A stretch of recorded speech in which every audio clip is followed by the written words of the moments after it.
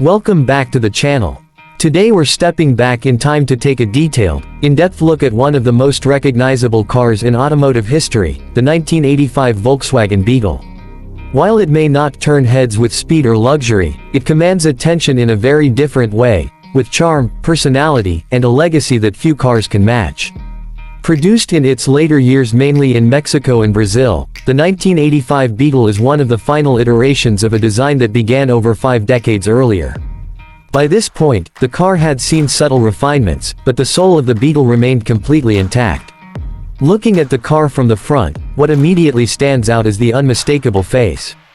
The headlights are mounted high and sit in their iconic rounded housings, giving the Beetle an almost cartoon-like expression.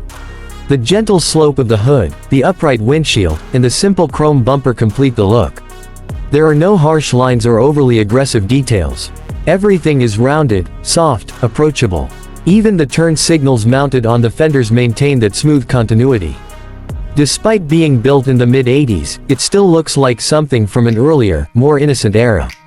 As we move to the side profile, the silhouette is pure Beetle. It's compact, with a sloping roofline that curves smoothly from front to back. The wheel arches are pronounced, housing modest steel wheels that wear thin tires by today's standards. The side windows are small and framed in thin chrome trim. You'll notice the presence of traditional elements like the running boards, which connect the front and rear fenders and add to the vintage appeal. There's a real sense of proportion and balance here.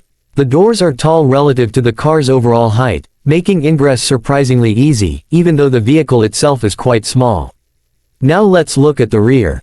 This is where things get especially interesting because, as most enthusiasts know, the engine lives back here. The engine cover is vented with multiple slats for cooling, a practical necessity for the air-cooled motor underneath.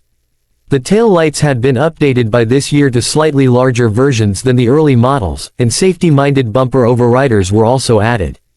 The overall look of the back end remains unmistakably Beetle, rounded, squat, functional. There's something almost playful about it, as if it was designed more for personality than utility, even though it's quite capable of the latter. Stepping inside, you're greeted by a simple, utilitarian cabin. But don't mistake simplicity for cheapness. The layout is clear and easy to understand. In the 1985 model, you get a black plastic dash with a single round speedometer directly in front of the driver. It includes basic warning lights, a fuel gauge, and not much else. No digital screens, no touch interfaces, no clutter. Just what you need. The steering wheel is large by modern standards and feels more like a bus wheel than a sporty car, but it's light and easy to turn thanks to the Beetle's low weight.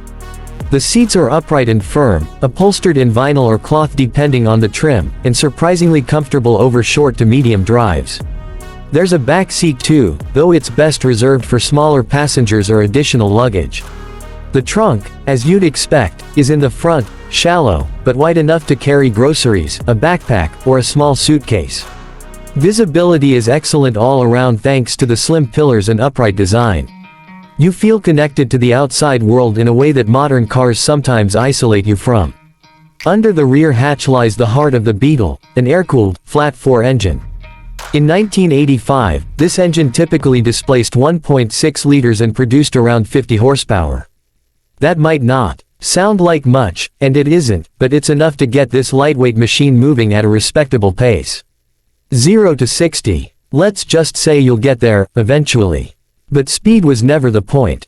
What the engine offers is a distinctive sound, unmatched reliability, and a driving experience that's both mechanical and visceral. The rear engine, rear-wheel drive layout gives the car a unique weight balance and a certain bounce and swing in corners. It's not fast. It's not razor-sharp. But it feels alive. And that matters. Fuel economy is decent, hovering around 25 to 30 miles per gallon depending on how you drive and maintain it. The manual transmission, usually a 4-speed, is light, easy to shift, and gives you total control. Driving this car is engaging because you're involved in everything: steering, shifting, listening to the engine. It demands your attention, but rewards it with character. Now let's talk about prices.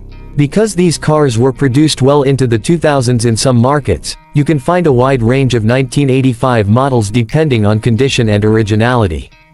A fully restored example can cost anywhere from $10,000 to $18,000 USD, while a solid driver might be found for $6,000 to $9,000.